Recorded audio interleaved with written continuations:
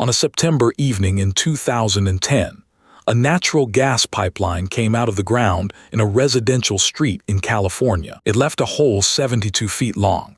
8 people were killed and 38 homes burned down. The company had a record of what was buried under that street. Here is the first page of the report describing it. According to the company's records, the segment was seamless steel pipe, one piece with no joint running along its length. Read the line in brackets again. It is doing a great deal of work. What was actually in the ground had been welded by hand in 1956, and it sat under that street for 54 years. Start with the evening it failed. About 3.5 hours before the rupture, 4 men were replacing a backup power supply at the terminal where the line begins. They opened a circuit they had not meant to. 2 redundant power supplies began putting out erratic voltages. Those voltages reached the pressure transmitters, and the transmitters reported a pressure that was not there. The controllers did exactly what they were built to do about low pressure. They commanded the regulating valves fully open. The line had been carrying 359 pounds per square inch. Within 3 minutes it peaked at 396, which was inside the limits. The maximum allowable operating pressure for this line was 400. The board was explicit about what that means. At 11 minutes past 6, the pipe opened. A section 28 feet long, weighing 3,000 pounds, was thrown clear and landed 100 feet away.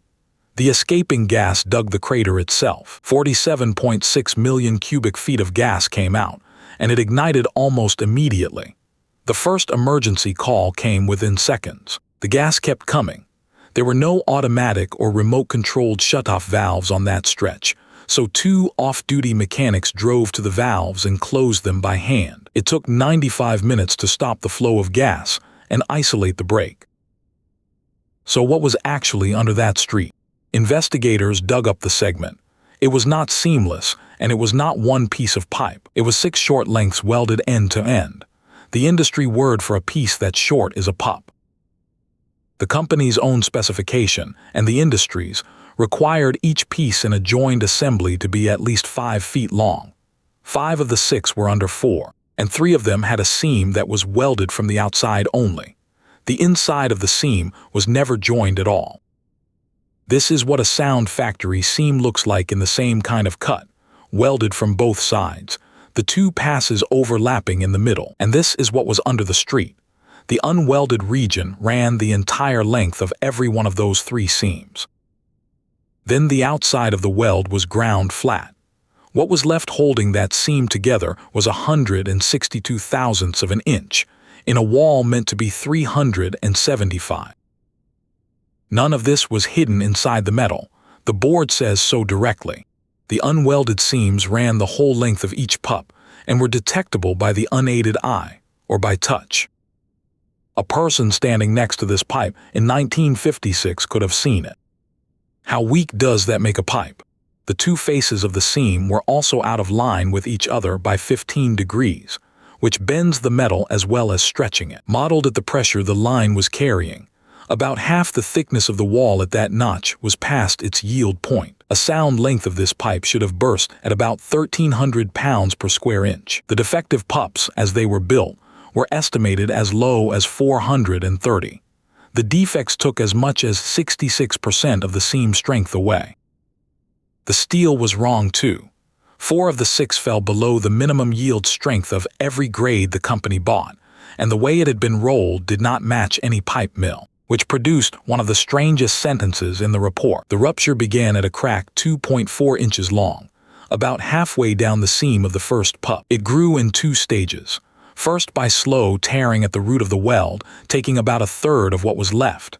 Then by fatigue, taking 1/10 more. When the pressure at that spot reached 386, what remained let go, and the crack ran both ways along the pipe. One thing this was not. A sewer line had been replaced directly underneath 2 years earlier, and the vibration from it changed the stress at the flaw less than a 6-pound change in gas pressure would. Which leaves the harder question, why was it never found? In 1970, federal regulations began requiring a pressure test on newly built gas transmission pipelines. You fill the line with water and push it well above its working pressure. Anything too weak to hold fails there, in a trench, with water in it instead of gas. Pipelines built before 1970 were not required to take that test. Instead, their rated pressure could be the highest pressure they happened to have carried in the 5 years before July of 1970. For this line, that was a single reading of 400, logged on one day in October of 1968. The rule set no minimum time it had to be held. The board put the consequence in a single finding. Had grandfathering not been permitted, this line would have undergone a pressure test that would likely have exposed the defective pipe. And then the finding that follows it. 61% of the country's onshore gas transmission pipelines were laid before 1970. The regulator does not track how many are rated under the exemption. There is a second rule, and what was done with it is stranger. An operator may treat manufacturing defects as stable, not expected to grow, so long as operating pressure has not risen above the highest pressure of the previous 5 years. So the company raised the pressure to 400 for about 2 hours once every 5 years. In December 2003 and again in December 2008. Each time reset the 5-year maximum, which kept the defects classified as stable, which meant no seam inspection was required. The federal regulator told the hearing that was never the intent of the rule. The state regulator was blunter. With the defects filed as stable, the company assessed the whole line with one method, a survey designed to find external corrosion. It cannot see a seam weld. Which takes us back to 1956.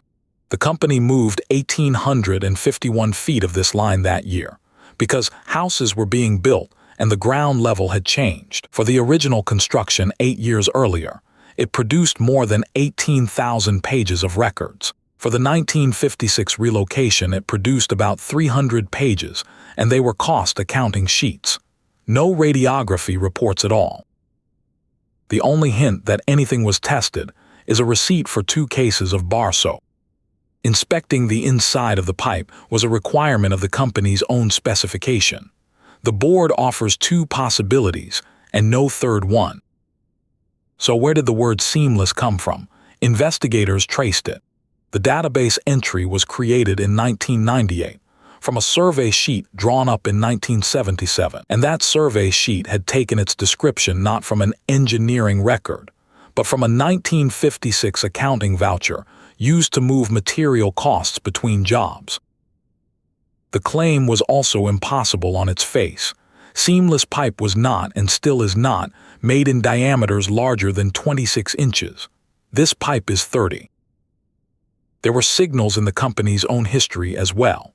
A seam leak on this same line in 1988 was recorded as cause unknown until 2011. Here is the probable cause, in the board's words. Inadequate quality assurance and quality control in 1956, which allowed the installation of a substandard and poorly welded pipe section with a visible seam weld flaw. Contributing to the accident, the state and federal exemptions of existing pipelines from the requirement for pressure testing. The board also gave the failure a name, and it asked the federal regulator to delete the grandfather clause and to pressure test every gas transmission pipeline built before 1970. One thing about this document needs saying out loud, because it is easy to read it wrong. By law, no part of it may be used as evidence in a lawsuit for damages. It exists to prevent the next one, not to settle this one. We have now made 4 of these. One ship went over because a man typed a wrong number. One because the number printed in the book was wrong. One boat sank because a warning was written, read, and declined. This one is different again. Nobody typed anything wrong in 2010. The error was already in the file, and it was 54 years old. The pipe was rated, risk assessed, and cleared for 54 years. Every one of those steps was done against a description of a pipe that was never in the ground.